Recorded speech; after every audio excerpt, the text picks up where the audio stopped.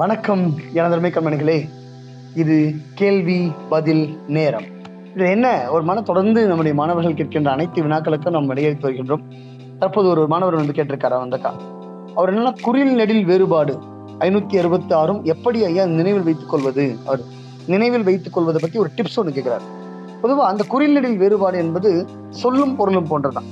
சொல்லும் பொருளும் என்று சொன்னால் எப்படி ஒரு சொல்லுக்கு பொருள் என்று தத்தை என்று சொன்னால் கிளி என்று பொருள் கூறுகிறோமோ, இதை 2 வகையாக படிக்கிறோம்.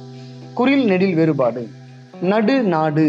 இந்த நடு என்ற சொல்லுக்கு பொருள், நாடு என்ற சொல்லுக்கு பொருள் என பொருள் படிக்காம பொதுவாக சொல்லும் பொருளும் படிக்கின்ற முறை என்பது வேறு. நான் இதை இன்னொரு பதிவுல சொல்றேன். ஆனா இந்த மாணவருக்கு போட்டியாளர் கேட்டிருப்பதனால இந்த இடத்தை நான் பதிவு செய்யறேன். அதாவது இந்த போட்டியாளர் இந்த வினாவை எழுப்பியிருப்பதனாலே குறில் நெடில் வேறுபாடு எப்படி நினைவில் கொள்வது. நீங்க என்ன பண்ணணும்னா, குறில் நெடில் வேறுபாடுக்கு சகி சாகி, சகினா தோழி, சாகினா மரம் என்று படிக்கக்கூடாது. அப்ப என்ன பண்ணணும் அப்படின்னா, இந்த இரு வினை சொற்கள், இந்த 2 குறில் நெடில் வேறுபாடு சொற்களை ஒரு தொடராக அமைத்து பார்க்கணும்.